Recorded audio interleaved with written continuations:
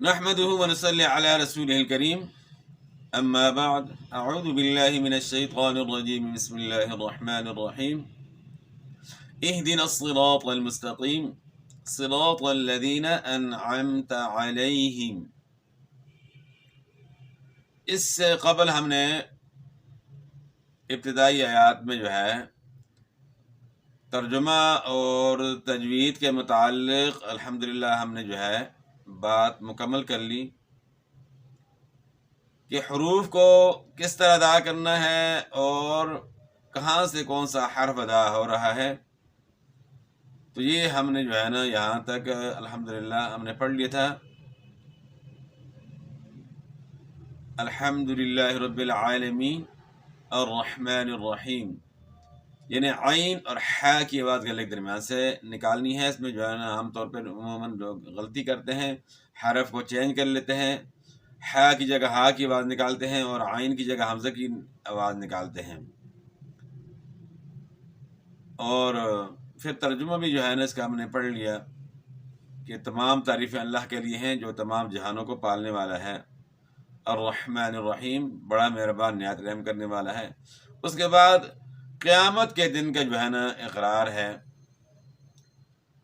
کہ قیامت کے دن کا جو ہے مالک جو ہے وہ اللہ تعالیٰ ہے، اللہ تعالیٰ کی ذات ہے۔ اس کے بعد ہم نے یہ اقرار کیا ابھی سورہ فاتحہ کے اندر، ایاک نعبد و ایاک نستعین، صرف تیری ہی عبادت کرتے ہیں اور تجھ ہی سے مدد مانگتے ہیں۔ یعنی ہم نے یہ اقرار کر لیا کہ یا اللہ ہم جو عبادت کرتے ہیں اس کے اندر ملاوٹ نہیں ہے۔ ملاوٹ والی چیز جو ہے نا دنیا کے اندر ویسے بھی کسی کو پسند نہیں ہوتی، اور پھر اللہ تعالیٰ کے لیے جو ہے نا کوئی چیز کوئی عمل انسان کرتا ہے تو اس کے اندر ملاوٹ کس طرح ہو سکتی ہے۔ تو یہ سورہ فاتحہ کے اندر جو ہے نا ہم نے اقرار کر لیا کہ یا اللہ ہم صرف تیری ہی عبادت کرتے ہیں اور تجھ ہی سے مدد مانگتے ہیں۔ یعنی مدد بھی اس کے اندر بھی ملاوٹ نہیں ہے۔ اگر ہم دعا کرتے ہیں تو صرف اللہ تعالیٰ سے دعا کرتے ہیں۔ اور اس کے بعد پھر ہم دعا کرتے ہیں اللہ تعالیٰ سے اہدنا الصراط المستقیم، دکھا دے ہمیں راستہ سیدھا۔ یعنی اللہ تعالیٰ سے ہم توفیق مانگ رہے ہیں۔ مطلب کیا ہے کہ چلانا، سیدھے راستے کے اوپر چلانا، یہ اللہ کی توفیق کے بغیر نہیں ہو سکتا۔ اللہ تعالیٰ کی توفیق ہوگی تو تب انسان سیدھے راستے پر چل سکتا ہے۔ اور سیدھا راستہ کون سا ہے؟ پھر اگلی آیت میں صراط والذین، راستہ ان لوگوں کا انعمت علیہم، جن پر تیرا انعام ہوا۔ تو اللہ تعالیٰ کا انعام جو ہے وہ انبیاء کرام، صحابہ کرام، صدیقین، شہداء اور صالحین جو ہے نا، تابعین، تبع تابعین، اور اس طرح جو ہے باقی نیک لوگ، محدثین وغیرہ اس میں بھی آ جاتے ہیں۔ تو ہم اللہ تعالیٰ سے دعا کرتے ہیں نماز کے اندر کہ ہمیں سیدھے راستے پہ جو ہے نا چلا دے۔ اہدنا الصراط المستقیم، دکھا دے ہمیں راستہ سیدھا، صراط الذین، راستہ ان لوگوں کا انعمت علیہم، جن پر تیرا انعام ہوا۔ اب اس میں تلفظ کی متعلق جو ہے نا بات کریں گے۔ اب مختصر ترجمہ اس کا ہو گیا اور مطلب بھی واضح ہو گیا۔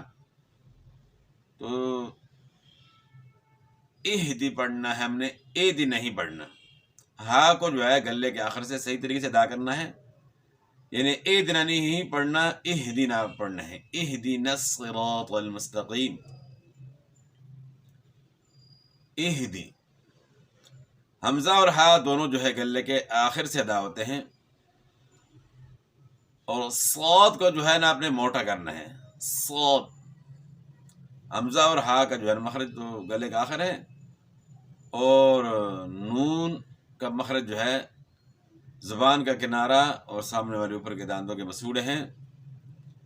صاد کا مخرج جو ہے زبان کا سرا اور سامنے والے نیچے کے اور کچھ اوپر کے دانتوں کے ساتھ زبان کا تعلق ہے، اور ان کو ادا کرتے وقت صفت صفیر بھی ادا کرنی ہے، یعنی سیٹی کی مثل آواز ان حروف میں ادا پیدا ہوتی ہے. کون سے حروف؟ صاد، ز، سین. سیٹی کی مثل آواز اس میں پیدا ہوگی، یعنی صاد، ز، سین، اس طریقے سے جو ہے نا ان کو ادا کرنا ہے. صاد، یعنی سین کی آواز کو آپ موٹا کریں گے تو صاد بن جاتا ہے، اور موٹا کرنے کے لیے جو ہے نا زبان کو تالو کی طرف اٹھانا ہے تو حرف موٹا ہوگا. جتنے بھی موٹے حروف ہیں ان میں آپ نے زبان کو تالو کی طرف اٹھانا ہے. اہدنا الصراط، نصرا، نصرا، نصرا، سرا نہیں پڑھنا، وہ تو پھر سین بن جاتا ہے. آپ نے جو ہے اس کی پریکٹس کرنی ہے اور صحیح کرنا ہے اس کو، یعنی سرا نہیں پڑھنا یا سورا بھی نہیں پڑھنا، یعنی ہونٹ گول نہیں کرنے. اس میں بعض جو ہے نا سواد کو پڑھنے کے لیے ہونٹ استعمال کرتے ہیں، سواد پڑھتے ہیں، وہ پڑھتے ہیں اہدنا سویرا، سویرا نہیں پڑھنا، وہ پھر غلط ہو جاتا ہے. ایک تو اس میں سین ہو جاتا ہے اور دوسرا اس میں واو بھی پیدا ہو جاتا ہے، تو دو غلطیاں جو ہے نا اس میں پھر آ جاتی ہیں. تو ان غلطیوں سے آپ نے بچنا ہے. اہدنا الصراط، نصرا، اہدنا الصراط المستقیم. را کو بھی تھوڑا موٹا کریں گے، اہدنا الصراط المستقیم. طا بھی موٹے حروف میں سے ہے، تا کی آواز کو آپ نے موٹا کرنا ہے تو طا کی آواز بن جاتی ہے، یعنی آپ نے زبان کو تالو کی طرف اٹھانا ہے. اب طا کا مخرج کون سا ہے؟ تا، تو، دال. یہ تینوں حروف جو ہیں ان کا مخرج زبان کی نوک اور سامنے والے اوپر کے دو دانت یعنی ثناء علیہ کی جڑ ہے. تو پھر طا کو موٹا کرنے کے لیے زبان کو تالو کی طرف آپ نے اٹھانا ہے. اہدنا الصراط طل. اچھا، قل بھی نہ ہو، قل وہ بھی غلط ہے، اور طول بھی غلط ہے، یعنی ہونٹ آپ گول کر کے پڑھیں گے تو دو غلطیاں ہیں اکثر اس میں لوگ کرتے ہیں. بعض جو اس کو طا کو پڑھنے کے لیے ہونٹ استعمال کرتے ہیں، طول پڑھتے ہیں، تو یہ غلطی ہے. دوسرے بعض جو ہے نا وہ موٹا کرنے کے لیے قل پڑھتے ہیں، قل بھی نہیں ہے.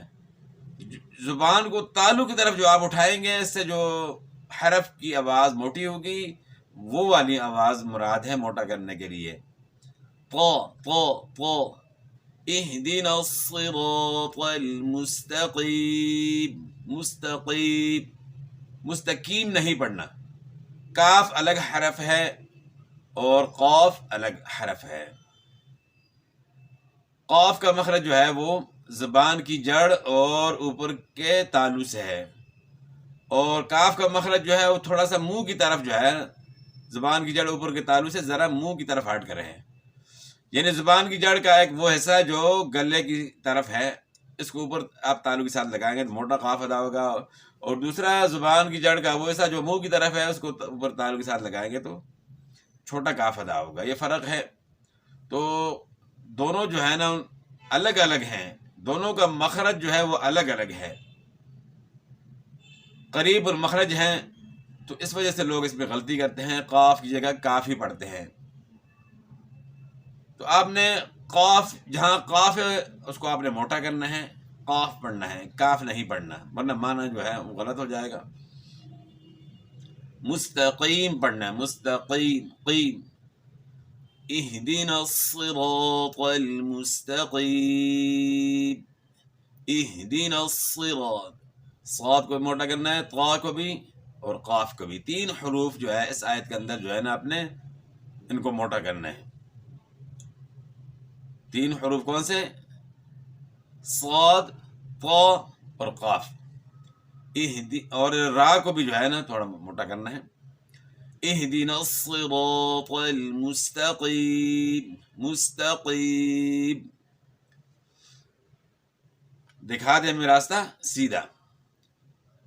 صرا، اگلی آیت میں بھی جو ہے نا صاد ہے، صاد کو آپ نے موٹا کرنا ہے، اور را بھی اس کو بھی تھوڑا موٹا کرنا ہے، اور آگے پھر طا ہے، طا بھی موٹے حروف میں سے ہے. انعمت جو ہے نا یہاں عین کی آواز گلے کے درمیان سے ادا کرنی ہے.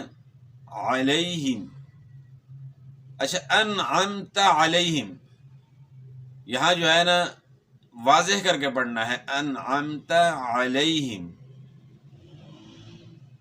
یعنی تا اور عین آپس میں جو ہے نا مکس نہ ہو جائیں. صراط الذین، صاد کا مخرج جو ہے نا وہ تو آپ کو بتا دیا کہ زبان کا سرا اور سامنے والے نیچے کے دو دانت جن کو ثنایا سفلا کہتے ہیں، اور اس کے ساتھ اور اوپر والے جو دو دانت ہیں ثنایا علیا، ان کے ساتھ بھی اتصال ہوگا. مطلب یہ کہ صاد زا سین تین حروف جو ہے ان کو حروف صفیریہ کہتے ہیں. اور صفیریہ کیوں کہتے ہیں کہ ان کے اندر سیٹی کی مثل آواز پیدا ہوتی ہے. تو زبان جو ہے وہ بالکل ان دانتوں کے بالمقابل آ جاتی ہے، ثنایا سفلا اور علیا کے. اصل تعلق ان کا ثنایا سفلا سے جو ہے، نیچے جو دو دانت ہیں ثنایا سفلا ان کے ساتھ ہے، لیکن تھوڑا سا اتصال جو ہے وہ اوپر کے دو دانت جو ہے ثنایا علیا ان کے ساتھ بھی ہے. اور دوسری بات ان حروف میں صفت صفیر جو ہے نا آپ نے ادا کرنی ہے. صاد، صاد، اور اس کی بنسبت جو ہے نا جو سواد پڑھتے ہیں تو وہ صفت صفیر بھی ختم ہو جاتی ہے، اور پھر سین سے چینج کر لیتے ہیں اور بیچ میں واو کا اضافہ بھی ہو جاتا ہے. تو اس غلطی سے آپ نے بچنا ہے. صراط الذین انعمت علیہم. اچھا، صاد کے مخرج کا جو آپ کو معلوم ہو گیا، اور را کے مخرج کے متعلق بھی بتا دیا کہ زبان کا کنارہ اور سامنے والے اوپر کے دانتوں کے مسوڑے، اور طا کا مخرج زبان کی نوک ثنایا علیا کی جڑ، یعنی سامنے والے اوپر کے دو دانت جو ہیں ان کو ثنایا علیا کہتے ہیں، ان کی جڑ کے ساتھ زبان کی نوک لگے گی. اور پھر طا کو موٹا کرنے کے لیے زبان کو تالو کی طرف اٹھانا ہے. انعمت، تو نون کا مخرج اور را کا مخرج ایک ہی ہے. علیہم عین کے بعد گلے کے درمیان سے، اور تا کا مخرج جو طا کا مخرج ہے وہی تا کا مخرج ہے، یعنی زبان کی نوک اور ثنایا علیا کی جڑ. علیہم عین کو گلے کے درمیان سے. یا کا مخرج جو ہے زبان کا درمیان اور اوپر کے تالو سے ہے، یعنی یا کی ادائیگی میں زبان کا درمیان اوپر کے تالو کے ساتھ لگے گا. علیہم، ہا کی آواز گلے کے آخر سے، اور میم جو ہے اس میں دونوں ہونٹ ملیں گے، دونوں ہونٹوں کا جو خشکی والا حصہ ہے اس سے جو ہے نا میم ادا ہوتا ہے. صراط الذین انعمت علیہم اہدنا الصراط المستقیم صراط الذین انعمت علیہم. تو یہ تھا آج کا ہمارا سبق. ان کا ترجمہ اور تجوید جو ہے نا اس کے متعلق جو ہے ہماری بات الحمدللہ ہو گئی ہے. تو باقی انشاءاللہ جو ہے نا اس سے اگلی